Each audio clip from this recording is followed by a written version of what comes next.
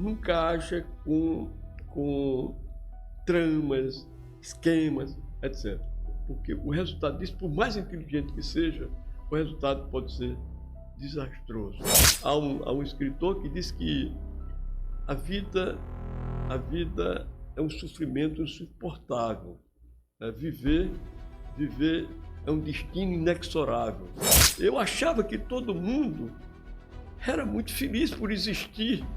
Eu achava que não havia pobreza nem miséria. Eu achava que todo mundo vivia permanentemente em paz. Nunca deixe de perdoar.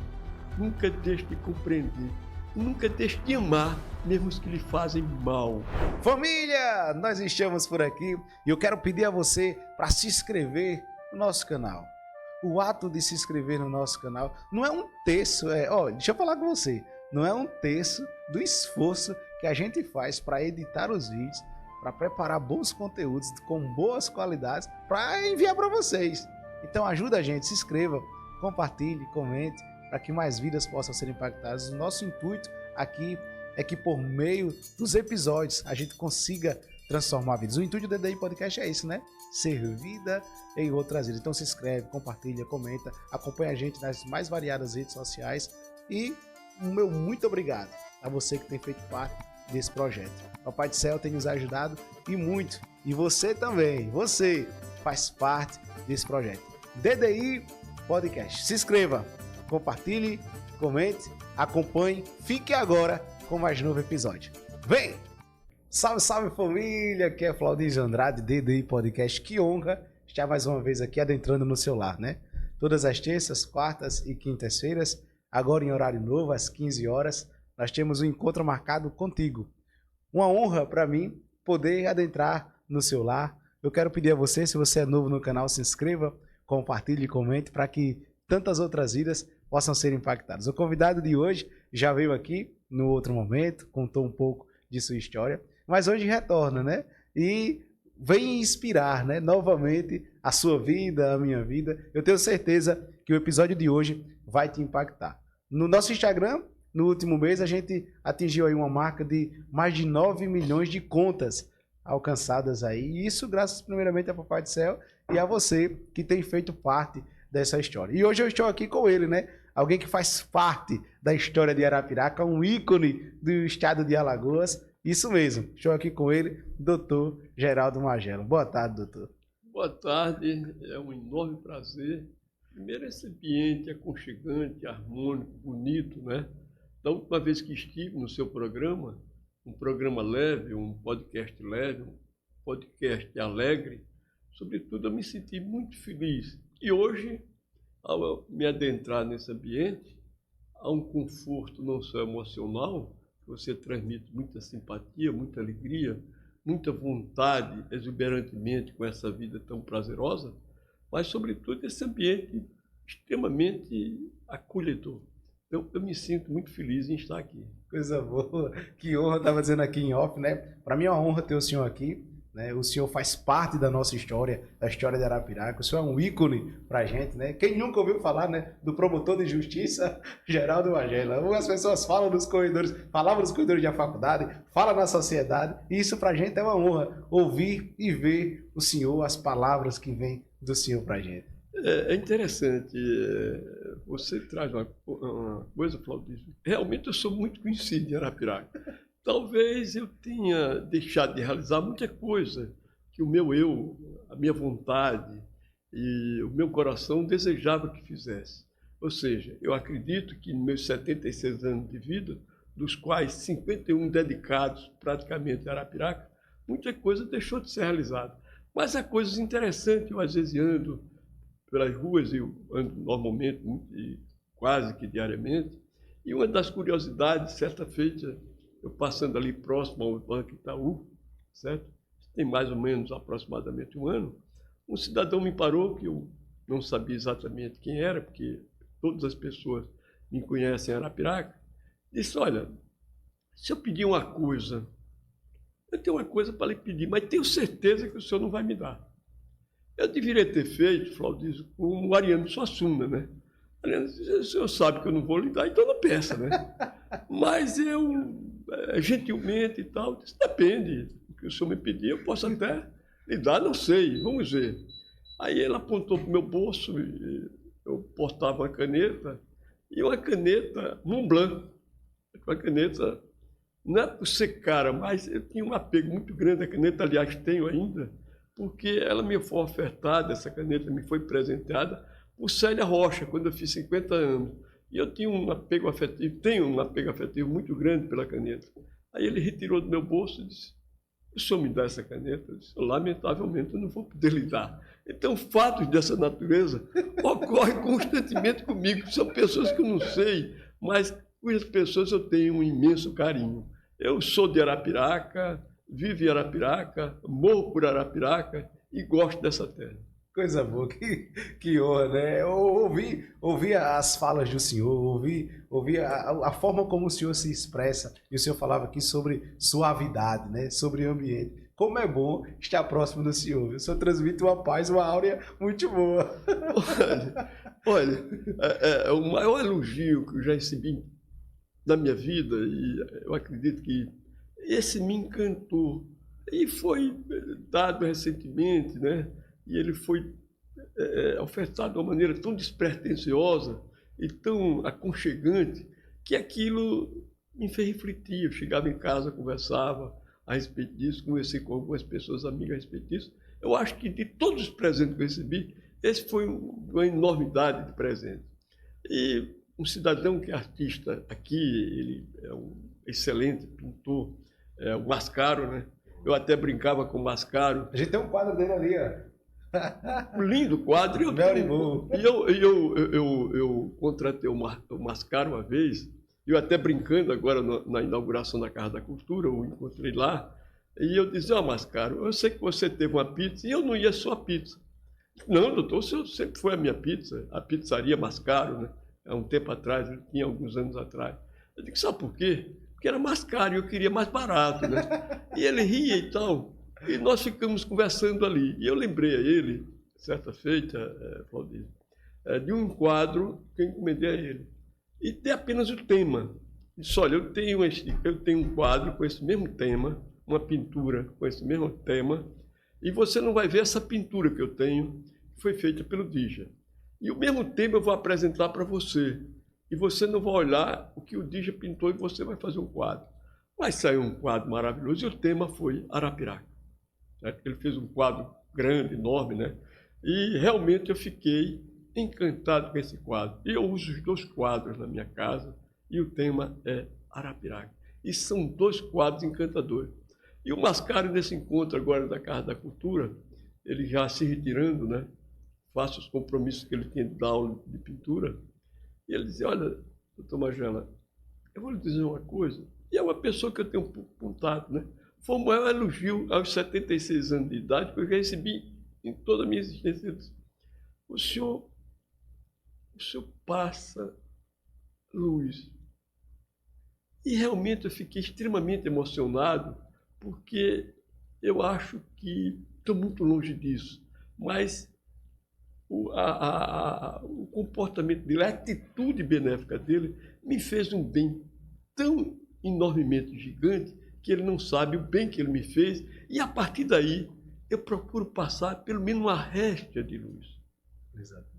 Isso é muito bom, e fazendo jus às palavras do grande Mascaro, grande pintor, né, aqui da nossa cidade, né, do nosso estado, para mim é uma honra tê-lo aqui, mais uma vez repito, o senhor no primeiro episódio que nós gravamos, que diga-se de passagem, foi um dos episódios também muito marcantes, e isso enobrece e muito o DDI Podcast. Além do senhor ser da terra, além do senhor ser daqui de Arapiraca, da nossa sociedade, o senhor trazer tanto conteúdo bom, tanto conteúdo bacana, tanto posicionamento que enobrece também a nossa sociedade. E eu queria ouvir do senhor, fazendo uma relação e um contraponto, e os cabelos brancos bem revelam a idade, a nossa sociedade ela muda de tempos em tempos. E eu queria ouvir do Dr. Geraldo Magela. Tem muitos jovens que nos estão assistindo, que nos escutam, nos ouvem, né, que assistem aí os nossos episódios. Eu queria ouvir do senhor, qual o conselho que o senhor daria para essa juventude, para essa sociedade que está aí a nos observar e conhece o doutor Geraldo Magela, fazendo um contraponto da sociedade de antes para a sociedade de hoje. Realmente, Claudício, são duas sociedades praticamente diferentes. Eu diria que no passado, né, eu vivi numa fase analógica, mas vivi de uma forma bastante agradável. Não oferecia essa tecnologia, essa modernidade que o mundo atual oferece. Porém, o mundo atual nos oferece essa oportunidade imensa de realizar o bem de forma mais rápida e mais eficaz.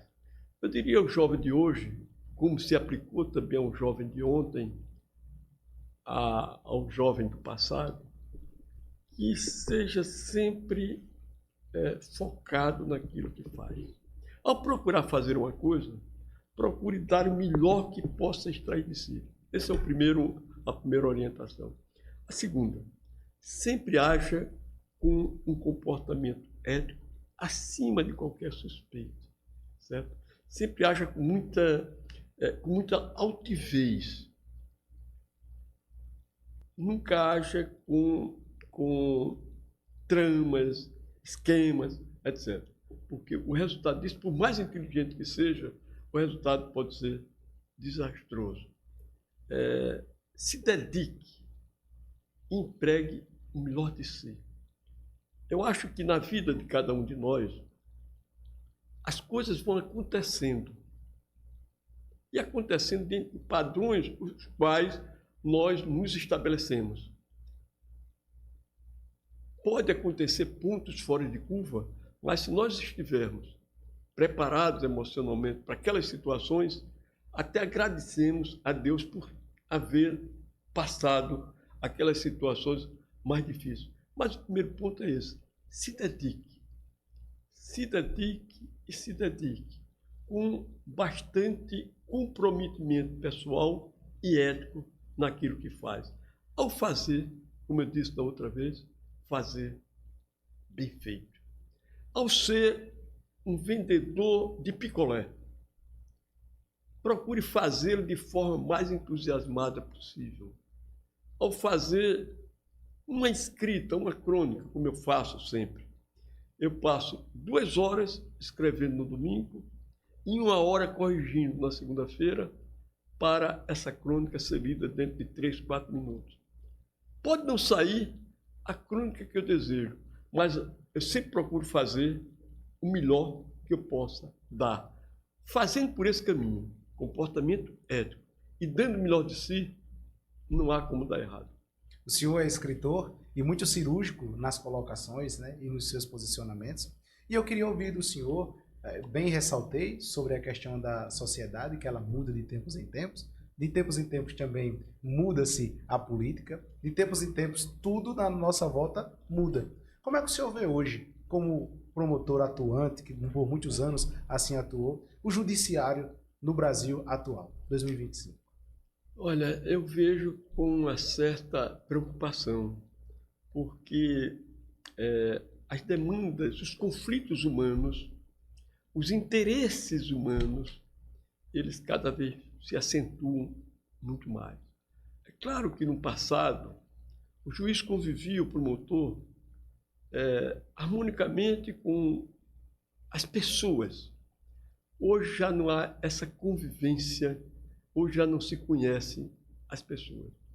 O julgamento, dada a demanda que é muito enorme, a assessoria é quem funciona, tanto em relação ao Ministério Público como em relação à magistratura. Há um poder judiciário mais distante, mais técnico, eu não diria menos humano, mas menos próximo do ser humano. Isso é, até certo ponto, preocupante. Eu vivenciei o Ministério Público durante 42 anos e nunca deixei de ser próximo, de ouvir, de saber o drama que cada um carrega, saber o sofrimento que cada um possui e de sempre ser um bom ouvido. Hoje, tanto o Ministério Público quanto a magistratura decidem muito a distância. As causas são coletivas, os interesses são difusos e a ação é abrangente.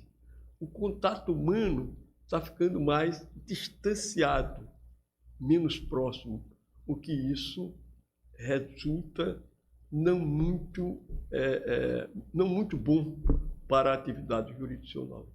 Em matéria de vida, e o senhor é um homem muito bem sucedido e muito conceituado e respeitado socialmente, eu quero ouvir do senhor e que o senhor também expresse para quem está nos assistindo. Às vezes tem pessoas que elas não suportam o sucesso alheio. E na carreira do senhor, alguém já tentou puxar o tapete? Olha, o ser humano, ele é muito complexo, certo? Eu diria até que sim, mas faz parte da existência humana. Nós somos perfeitamente desiguais ou igualmente imperfeitos. Então, você tem que conviver com essas situações e não se deixar contaminar, nem deixar sua alma, seu espírito, a sua emoção se impregnar, porque a natureza humana é complexa. Eu fiz uma crônica de forma rápida, vou ler alguns trechos. Sempre haverá, assim creio, um mundo injusto e desigual. O que me inquieta, no entanto, é se preciso ser tão injusto e desigual. Sei e tenho convicção plena que somos, individualmente falando, muito desiguais. Porém, o que me assusta são as desigualdades sociais que nos desumanizam. O ser humano, todos somos desiguais, certo? Todos somos desiguais. Todos somos invejosos, uma proporção totalmente assustadora, e outros que sabem controlar aquilo, certo? Mas a sabedoria de conviver, a sabedoria da convivência é que nos leva a um bem-estar emocional e que nos faz feliz ou não. É essa sabedoria na convivência. Coisa boa. O senhor está com um livro, aí da última vez o senhor trouxe um livro chamado Contos e Crônicas, que está ali na nossa prateleira, mas eu queria que o senhor falasse um pouquinho sobre esse livro. Qual é o título dele? Meu Mundo. Meu Mundo. Esse livro eu falo aqui da minha velhice, da minha experiência de vida, da minha convivência com a minha família, do ser humano como um todo, né? De Arapiraca, tem aqui um título, Arapiraca Centenária, do sofrimento do existir. Eu falo do sofrimento do existir. Há um escritor que diz que a vida é um sofrimento insuportável. Viver é um destino inexorável. Não sei se concordo muito com ele ou não, certo? Não sei se concordo muito com ele, com esse escritor ou não. Agora, que viver... aqui eu tenho uma crônica, o enigma da existência. Quer dizer, o ser humano é essa complexidade. Ter dinheiro é ser feliz? Não necessariamente. Dinheiro é importante? Claro que é. Certo? Dinheiro é importante? Claro que é. Ser sábio é ter conhecimento? Não necessariamente. Como se destituir das vaidades para se estar bem consigo próprio e com as demais pessoas? Eis o segredo que muita gente não consegue atingir. Coisa boa. O senhor bem falou aí, né? Qual a idade do senhor hoje? 76 anos. O que muda no Dr. Geraldo Magela de 18 anos para o Dr. Geraldo Magela de 76 anos? Eu diria que hoje eu sou mais reflexivo, eu diria que hoje eu sou mais emocionalmente estabilizado, eu diria que hoje eu conheço melhor a natureza humana, eu diria que hoje eu sei o que é o sofrer pessoal e o sofrer alheio, eu diria que hoje eu compreendo toda e qualquer maldade humana, eu diria que hoje eu estou preparado para o dia em que Deus quiser me levar. Eu diria que hoje eu estou pronto para o perdão 100%. Eu diria que hoje eu sou um homem completo, porque tenho 4 filhos, eu tenho 6 netos, certo? Eu diria que hoje eu compreendo melhor a alma humana. Mas quer dizer que quando você era jovem, você não compreendia o outro, você não era feliz? Não, pelo contrário. Eu não me apercebia, Flaudísio, dessa realidade humana, desse intrincado da existência, dessa complexidade das emoções. Eu vivia um instante da juventude, certo? E como era bom ser jovem. Eu me lembro quando eu cheguei a Arapiraca, aos 25 anos, né? Casei no ano que eu vim para cá, né? Das festas que eu participava, das cervejas que eu tomava. Eu me lembro da época, eu criança, que pesava pão na padaria do meu avô, certo? Eu me lembro da época que eu tinha 17 anos, fui trabalhar numa mercearia de um tio meu. Eu me lembro que aos 20 anos eu fui ser bancário, certo? Eu me lembro da época que eu passei num concurso e que fui nomeado promotor de justiça, dos quais passei 42 anos da minha vida, ainda bastante jovem, mas eu não tinha, essa aqui é a grande verdade, a reflexão que eu tenho hoje sobre a compreensão do sofrimento, sobre a compreensão do outro, sobre o enigma da existência. Eu achava que todo mundo era muito feliz por existir. Eu achava que não havia pobreza nem miséria. Eu achava que todo mundo vivia permanentemente em paz. Hoje não. Hoje eu olho para uma pessoa que está com um saco na rua, eu olho para uma pessoa que está deitado e drogado, eu reflito sobre a existência. Aquilo é justo, não é? O que é que eu posso fazer? Certo? Hoje eu compreendo melhor essas não conformidades do ser humano. Certo? Eu assisti uma palestra essa semana na Academia Alagoana de Letras e vi o reitor, professor Gesualdo Polonho, ele falar sobre a educação. Certo? E fiquei abismado com o dado que ele ofereceu. Essa é a reflexão que a idade me faz ver.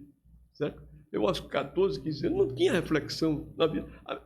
O que eu queria era viver com a intensidade, meu sentimento naquele momento me impunha. Mas hoje não, eu paro e reflito. Então, dizia o professor Gesualdo Polonho, o reitor da Universidade Federal, quem eu não conhecia, numa palestra fantástica, ele dizia o seguinte, que está preocupado que em 2030 a 2040, provavelmente haverá uma carência de professores para o ensino universitário brasileiro enorme. E também, por outro lado, existe uma meta no Brasil que era para isso atingir em 2013. Em 2013 eles fizeram essa meta para 2024, 2025, e não foi atingida, e agora já estão pensando em prorrogar essa meta, que um terço da juventude entre 18 e 24 anos, nessa faixa etária, ainda não estará na universidade. E sim o ensino brasileiro, mas essas reflexões me ocorrem agora. Eu, quando era jovem, não as tinha. Então, o Brasil, e agora já estou entrando em outro assunto, é um país, Flaudísio, que me leva, aos 76 anos, a refletir sobre ele. O que é que eu ainda posso fazer nesse país? E como é que eu posso contribuir com minhas ideias, com minhas entrevistas, com meus escritos? E assim farei. Né? Então, que país é esse? Que país nós estamos? Isso me lembra Cazuza, né? Que país é esse, né? Que país é esse onde quase 50 mil pessoas morrem assassinadas todos os anos? Que país é esse onde mais ou menos 30 milhões de famílias ainda lhe falta, ainda vivem em condições de uma certa pobreza? Que país é esse onde 7 a 8% das pessoas, nós temos 210 milhões de habitantes, são analfabetas? são analfabetas, onde aproximadamente entre 20% e 30% das pessoas são analfabetos funcionais, não conseguem compreender um texto. Muitas pessoas querem um emprego e não encontram. Que país é esse? Então, eu quando tinha 20, 25 anos, não refletia sobre isso. E hoje, aos 76 anos, reflito muito sobre o ser humano no seu posicionamento social. Eu gravava aqui, bem estendendo para o senhor, gravava com o doutor Tutimé Zairan, né, grande desembargador do estado de Alagoas, esteve aqui conosco, e a gente falava sobre a questão de princípios e valores. E entramos em um ponto que, antigamente, os pais, quando iam almoçar, quando iam jantar, quando iam tomar café, os filhos e a família rodeavam a mesa. E tinham esse receio de não sair da mesa, porque ali era um momento sagrado. E ali era um princípio que era guardado. Hoje, em contrapartida, os filhos estão apegados a um celular, assim como os pais também, e a mesa parece que ela não é mais reconstituída nos lares. O senhor que passou por essa fase, né, que vivencia uma nova fase, que é a fase da tecnologia, como é que o senhor vê essa situação? Olha, essa tecnologia, ela é encantadora, ela é fantástica, mas ela, ao mesmo tempo, ela amedronta, porque ela tem afastado o ser humano desse contato, inclusive interna corpore na família. Eu fui agora, recentemente, no sábado passado, ao aniversário de uma amiga nossa que fez 50 anos.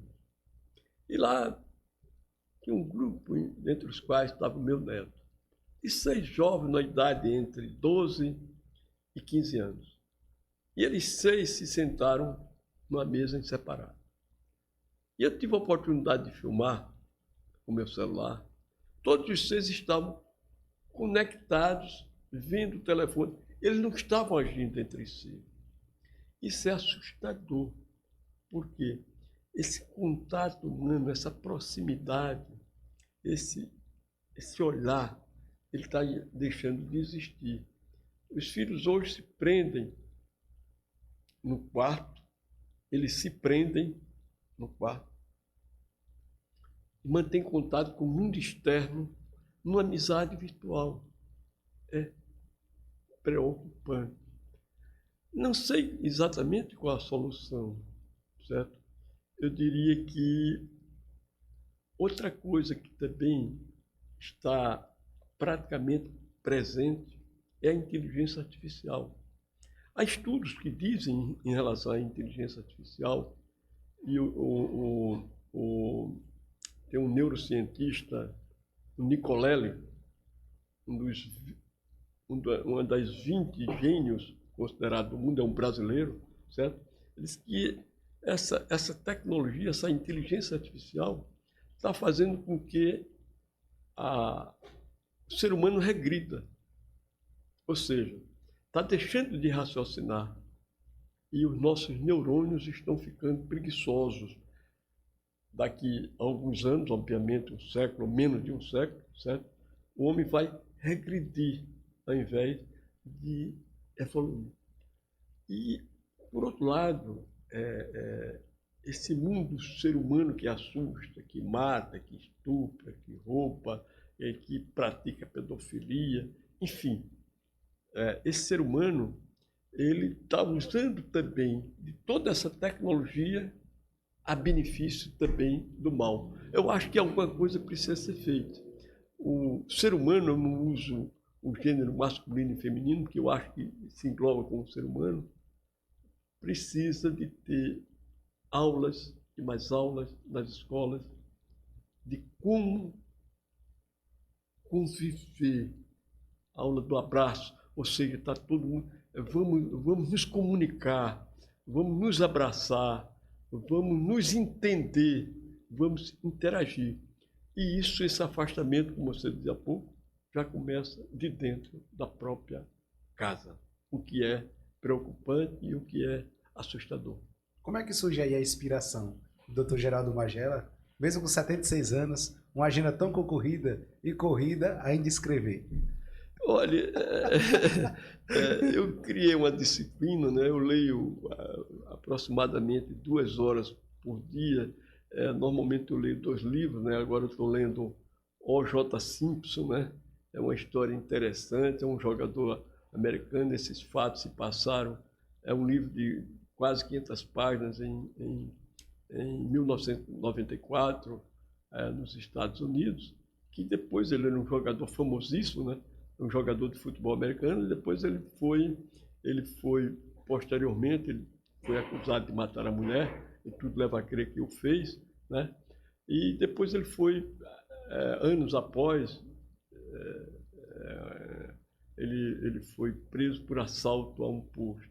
E estou lendo também um outro livro, então eu leio normalmente 2 livros e tiro os domingos para escrever minhas crônicas e ainda me atualizo. Eu gosto muito de direito, ainda tenho leituras jurídicas, enfim, a nossa mente ela não pode, e quando os netos chegam na minha casa, pronto, eu também sou bastante dedicado a eles. O que representa os estudos para o Dr. Geraldo Magela? Olha, enquanto eu viver, enquanto eu tiver raciocínio, eu sempre serei um estudioso. E, sobretudo, um estudioso da alma humana, do sentimento humano, da grandeza e da pequenez humana. Eu sempre um tema que eu vou estar sempre atento. Eu leio sobre filosofia, leio sobre política, leio sobre romances, né, de ficção, enfim. E gosto muito também de estudar. Eu sou inquieto nessa área. Já gostei de viajar, hoje praticamente não gosto, e que pese, quando chamado pelos meus filhos, pelos amigos, eu vou. Mas hoje o meu tempo é dedicado a estudo, a leitura e, sobretudo, compreender o ser humano. Esse ser humano que, para mim, ele tem que ser acolhido, ele tem que ser amado, ele tem que ser compreendido. Ele não pode ser apontado o dedo para ele tem que ser abraçado, porque, Flaudísio, hoje a doença, e cada vez mais angustiante, é a depressão. E esse ser humano nunca sofreu tanto quanto agora. Então ele precisa ser compreendido. E eu encontrei nos livros uma maneira de estudar sobre o ser humano, e nos meus contatos que eu mantenho durante a minha existência, eu sempre procuro ouvir, eu sempre procuro compreender, certo? Nada mais, no mundo atual, nada absolutamente me assusta. Eu quero sempre compreender o outro. Doutora Viviane, que é promotora de justiça aqui na cidade nossa de Arapiraca, amiga, nossa amiga, esteve aqui conosco e eu perguntei a ela e eu quero externar ao senhor. Até onde vai a maldade do ser humano? O senhor que atuou por tanto tempo no Ministério Público. Olha, existem 2 coisas. A bondade, ela é imensurável.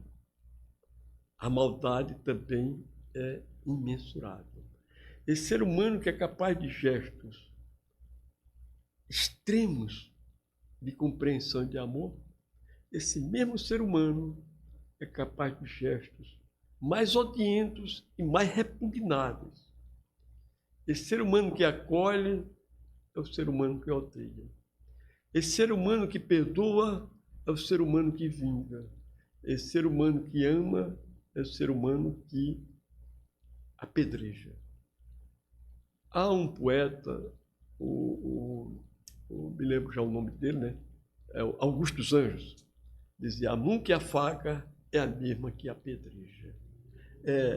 Nunca deixe de perdoar, nunca deixe de compreender, e nunca deixe de amar, mesmo os que lhe fazem mal. E nunca deixe de entender, inclusive, aqueles que, por uma natureza que você muitas vezes pode até não compreender, pratica o mal, certo? O ser humano é isso, essa complexidade da existência que a gente se assusta e se encanta. Dentre tantos casos que o senhor já atuou e na vasta carreira, né, mais de 40 anos aí atuando como promotor de justiça, qual o caso, ou um dos casos, que marcou aí a vida do Dr. Geraldo Magela? Vários casos marcaram, eu diria que vários casos marcaram, mas certa feita eu estava na minha casa e foi um rapaz, um cidadão, podia ter seus 27, 28 anos de idade, e ele foi lá, eu abri o portão, como sempre fiz e como sempre faço, ele sentou, começamos a conversar, e isso tem o quê? Mais de 30 anos. E ele disse, doutor Magela, eu lhe devo uma atenção, então eu nem me lembrava. Ele disse, olha, eu vim lhe pedir permissão para fazer determinada coisa. Ou seja, ele queria tirar a vida de alguém e veio saber de mim se podia fazer aquilo.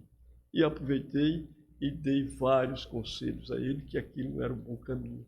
Mas dependia somente que, quer dizer, eu ao ouvi-lo, ao compreendê-lo, eu demovi daquela empreitada nefasta. Se naquele momento eu não tivesse ouvido ou tivesse tratado mal, esse fato me marcou profundamente.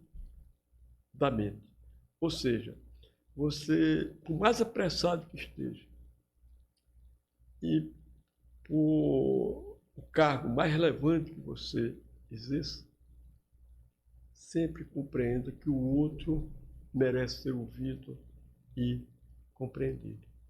E durante a minha atividade, foram muitas as situações.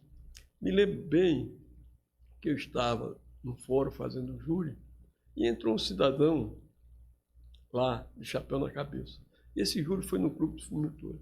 E o juiz, à época, me permita não dizer o nome dele, ele disse, olha, o senhor está aí com o chapéu na cabeça, jogue fora, bota no bolso, bota no mar, queime, toque fogo, só não pode estar com ele na cabeça. Eu me mantive calado, ele disse em relação a um cidadão que se aproximava para sentar lá para assistir o júri, e depois eu calmamente fui ao cidadão pedir desculpa pela falta de postura e de educação do próprio juiz, porque aquilo não era a forma dele tratar um cidadão que veio na roça, que usava um chapéu na cabeça, exatamente para não ser atingido pelo sol. Aquilo não era a forma. Fui lá e pedi minhas desculpas. Fiz júris memoráveis aqui em Arapiraca, júris do clube totalmente cheio, e sempre procurei dar o melhor de mim. Sempre procurei levar a minha fala com bastante convicção. Nunca me arrependi de uma condenação que eu pedi, como também nunca me arrependi de uma absolvição que eu tenha pedido. A doutora Viviane estava aqui conosco e ela bem falou, e eu queria ouvir do senhor, como atuante e como promotor, que atuou por mais de 40 anos, e ela falava que, como promotora, não só acusava, não era um carrasco, e que se ela tivesse convencida de alguma situação e pedir absolvição, ela pediria. E aí eu queria ouvir do senhor, há de fato essa possibilidade? Enorme, né? Há enorme essa possibilidade, né, de se pedir absolvição, porque o comprometimento do promotor é que seja efetivada a justiça, seja ela na culpabilidade de quem praticou o fato ou na absolvição. O advogado, pelo contrário, não, ele tem um dever profissional, ele tem que usar de todos os meios éticos e legais para, mesmo o réu sendo culpado, ele promover o melhor da sua inteligência, o melhor do seu empenho, o melhor do seu profissionalismo, no sentido da obtenção do melhor resultado para o seu réu. A ele, advogado, se alguém procura um profissional de defesa para lhe defender, o advogado tem que empregar o melhor de sua inteligência, tem que empregar o melhor do seu empenho, o melhor do seu conhecimento técnico, jurídico, independentemente dele ser culpado ou não, no sentido de buscar o melhor resultado para o seu defendido. É claro que usando de meios legais e éticos. Por outro lado, um promotor, ele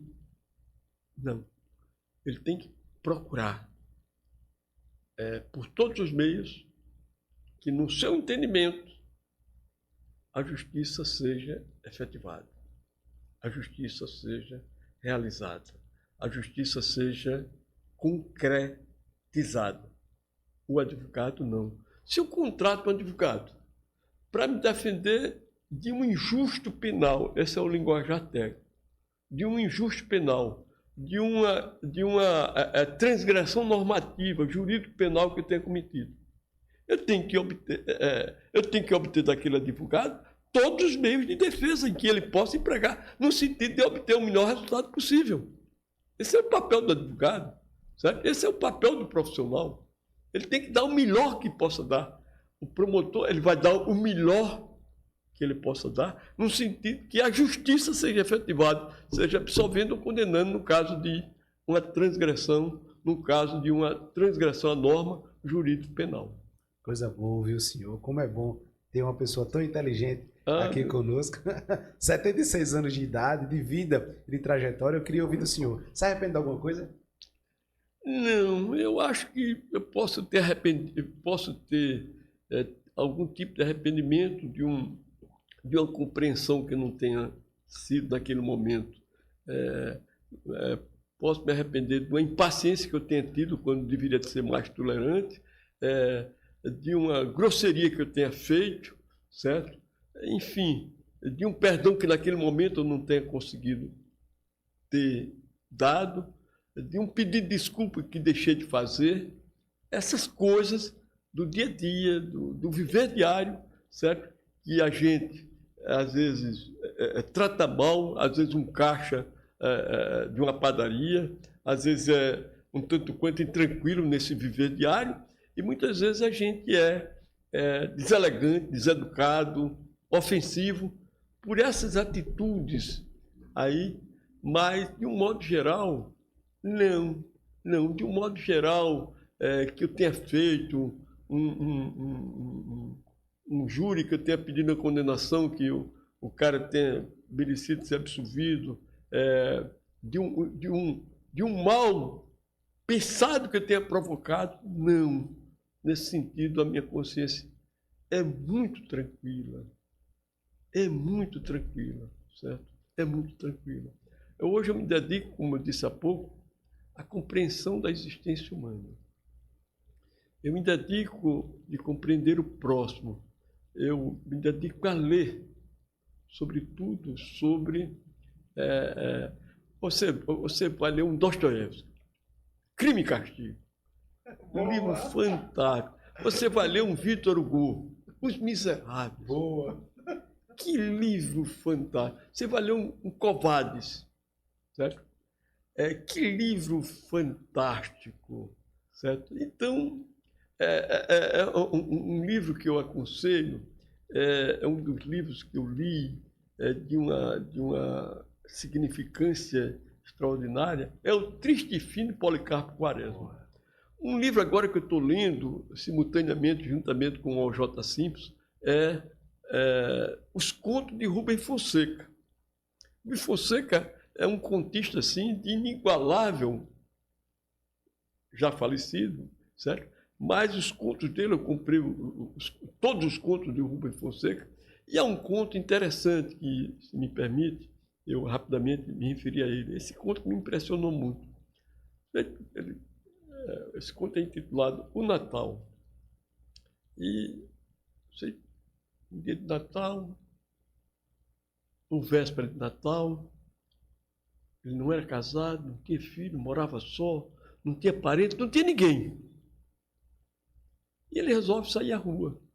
E viu as pessoas, cada uma, carregando os seus presentes. E ele adentra numa loja. E a vendedora pergunta: presente? Ele disse sim. Para os filhos? Ele disse sim. E ele não tinha filhos, ele não tinha esposa, ele não tinha parentes naquela cidade, ele era só. isolado. E ele sai com 2 presentes. É uma menina, uma menina? Ele disse sim. Ele só fazia afirmar. E saiu com 2 presentes. Para o menino e para a menina. Quando ele se aproxima do ponto do ônibus, estava lá uma senhora também. E ele olha para ela e diz, para os meus irmãos. E ela pergunta ele, para os filhos? Ele disse sim. E os 2 vão no ônibus. Quando chega em determinado local, ambos descem.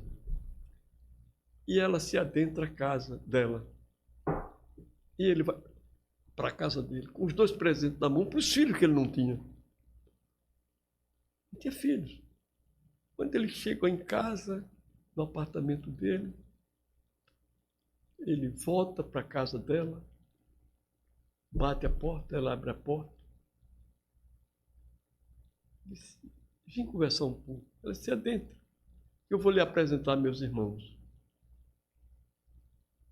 Ela estava com 3 presentes. E foi apresentar os irmãos dela. E ela apontou para uma foto onde estavam os 3 irmãos. Todos 3 falecidos. E no Natal eles trocavam presentes. E ele disse, eu não tenho filhos. E os 2 se olharam. E os 2 se entenderam. E o conto terminou. Porque o conto é aquele bom conto que você queria continuar se você faz a história com o fim dele. Então, 2 pessoas que se sentiam, que precisavam de alguém, criaram na mente deles os irmãos que já haviam morrido dela e dele os filhos que ele não tinha. Então o conto terminou ali, eles se compreendendo, ambos, nos presentes que eles queriam dar e não tinham a quem. E o conto termina, você querendo que a história continuasse e você fazendo a própria história, inclusive. E um outro conto dele, Flaudiz, muito interessante, é quando uma pessoa internada por problemas emocionais está sendo analisada por um psicólogo e um psicanalista. E eles não se entendem. E a final dessa história era que eles eram prisioneiros deles mesmos. Eles queriam resolver o problema do cidadão quando eles próprios não chegavam a conclusão nenhuma, nenhum dos 3. O cara queria ir embora daquela internação. A psicanalista tinha uma teoria a respeito de que ele não estava satisfeito com ele mesmo. E o psicólogo, por sua vez, estava um outro entendimento que o rapaz não tinha aquele problema. Então, os 3 eram prisioneiros de ideias onde não se entendiam. E esse conto é fantástico também, né? Os prisioneiros, um prisioneiro. Ou seja, cada um era prisioneiro de suas próprias ideias. Um psicanalista, um psicólogo e o paciente que estava lá, que teve que ser muito paciente para entender o conflito do psicanalista e do psicólogo. Mas o que eu gostei mesmo, o que mais me deixou, eu não diria sofrido, mas bastante sentido, foi o conto do Natal, de Rubens Fonseca.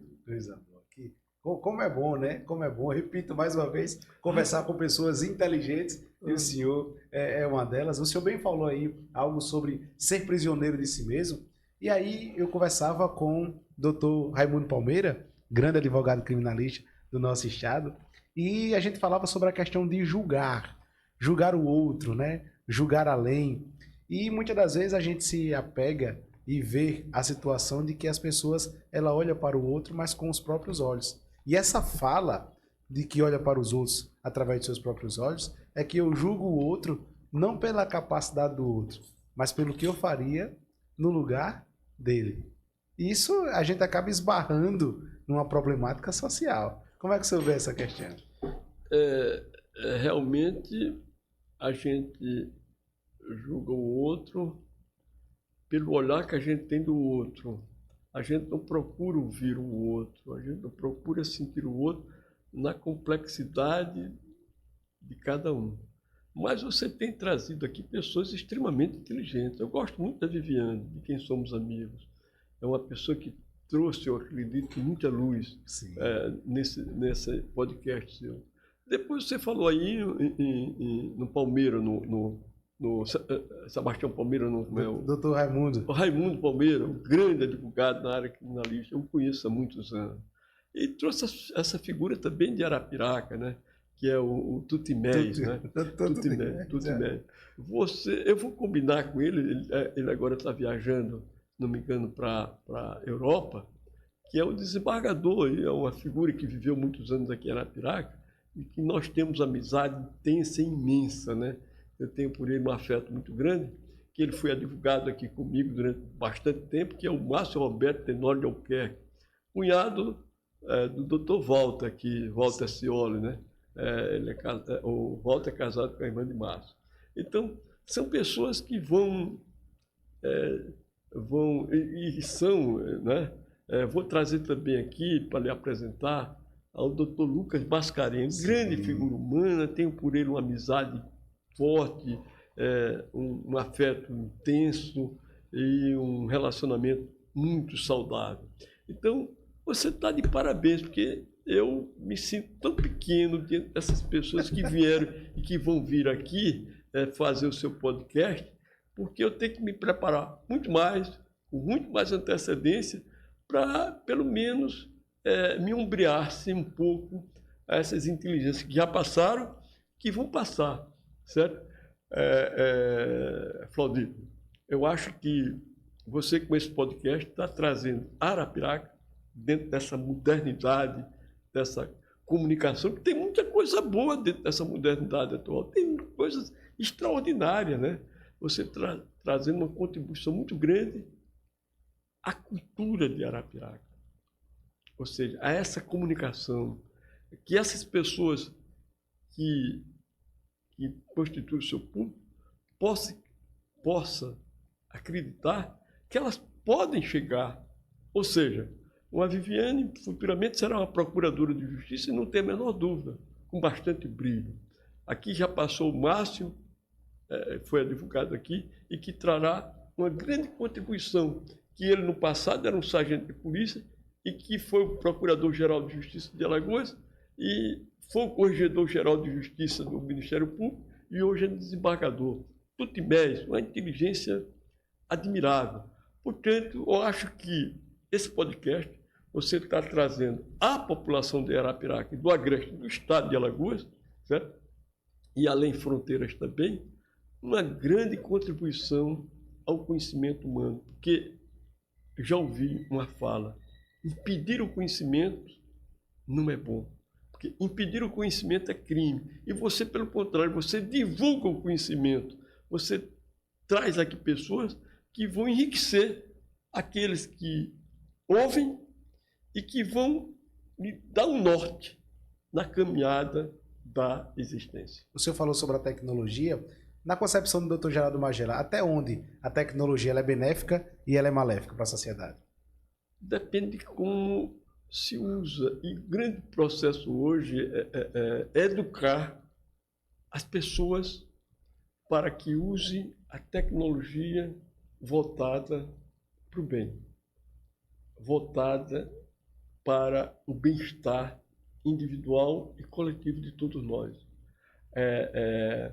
O celular, a tecnologia pode ser usada enormemente para o mal, certo? O avião que transporta, ele é utilizado na guerra, certo? Ele é utilizado na guerra, uma tecnologia fantástica. Então, eu acho que as escolas, sobretudo hoje, e as famílias, sobretudo, do mundo atual, devem ter uma preocupação com um bom uso e uma boa vigilância da tecnologia.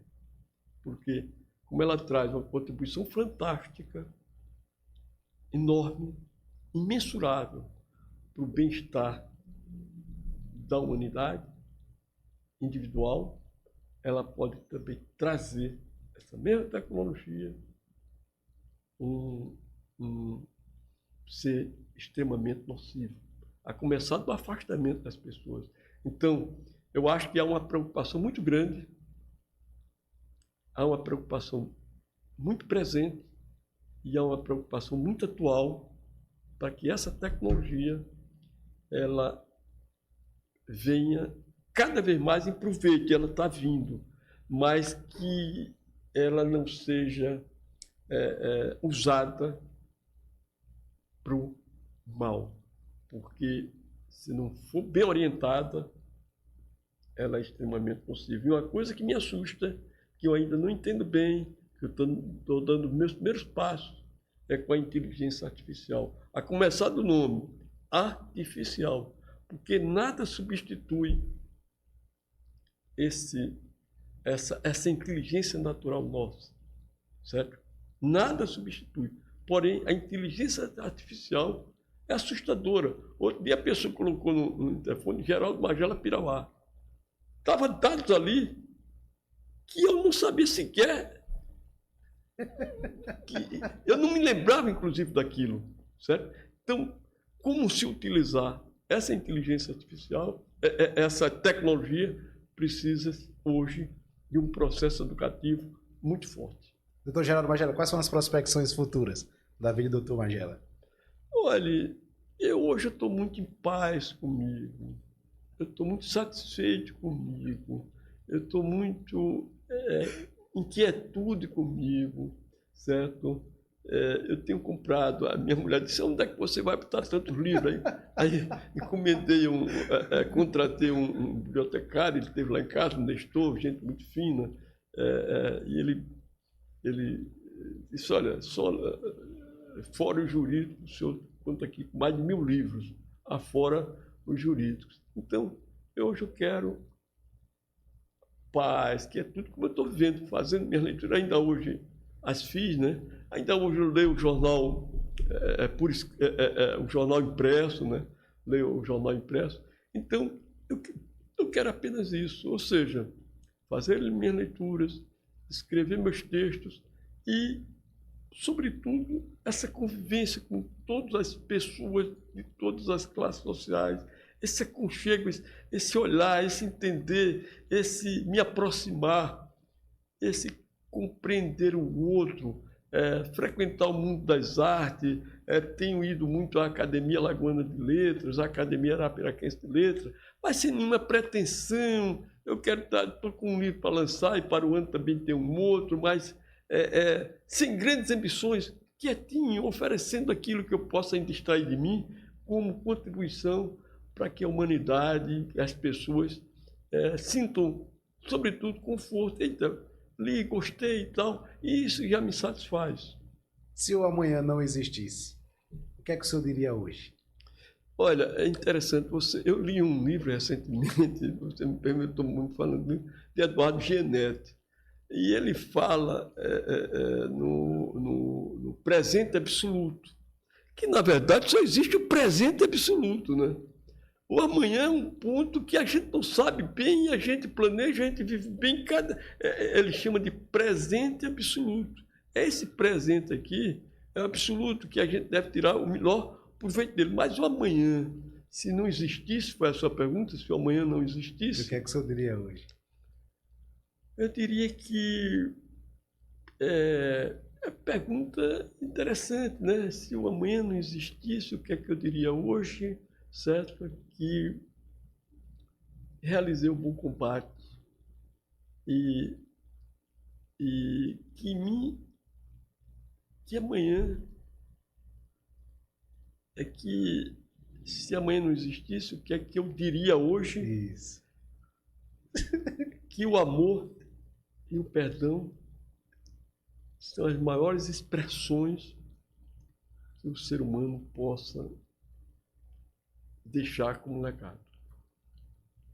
O amor e o perdão são os maiores exemplos, além de expressões, que o sujeito possa deixar como legado. O Genetti diz que o legado é aquilo que você deixa como marca, é a imortalidade. Ele chama de imortalidade o presente absoluto. A imortalidade, Flaudício, a imortalidade não é uma questão só de religião.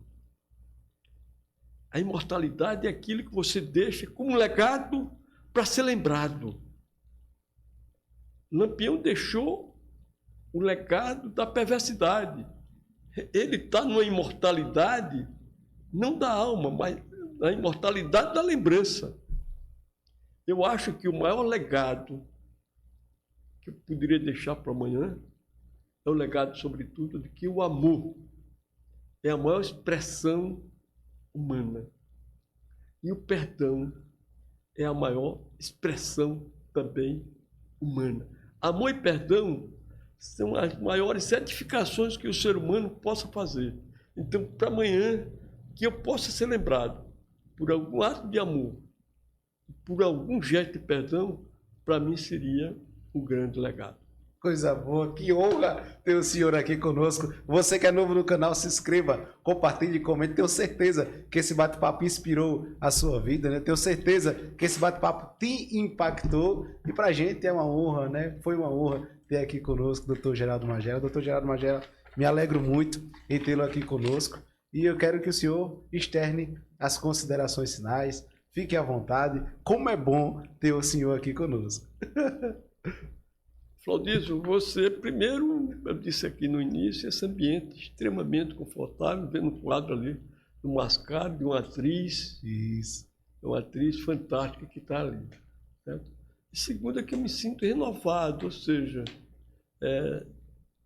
eu me sinto renovado de me corrigir, me aperfeiçoar e afastar os meus defeitos, para que na próxima vez que eu venha aqui, eu tenha algo de mais positivo ainda para deixar como legado para o amanhã.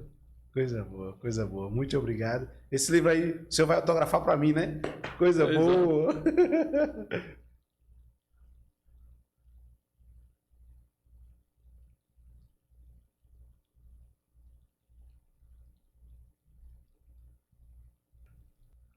Para o Flaudísio, com um abraço do autor. Boa, boa. Do Geraldo Magela. Meu Mundo. Meu Mundo. É um livro onde eu falo da vida, da minha experiência da existência, aqui, tem várias crônicas sobre Arapiraca, um livro que saiu do meu eu, né? Do meu eu. Eu fui no fundo do meu eu. Nas crônicas, o relato da minha existência, o que vivi, o que pensei, o que sonhei. Geraldo Magela, Pirauá. Que honra, né? Receber mais um livro do senhor, vai ficar ali na nossa prateleira, né? Você é novo no canal, se inscreva, compartilhe, comente. Se as pessoas quiserem adquirir esse livro, como é que elas fazem? Olha, eu vou lançar esse livro, certo? E quando já vai ser para o ano, aí eu me convido para vir aqui no podcast só fazer um já podcast. Já está convidado. Pessoal, se inscreva, compartilhe, comente. Muito obrigado, doutor Geraldo. Que Papai do Céu continue te abençoando. Que honra tê-lo aqui conosco. Um abraço para você, você transmite muita paz e muita luz. Tamo junto, é isso aí. Valeu!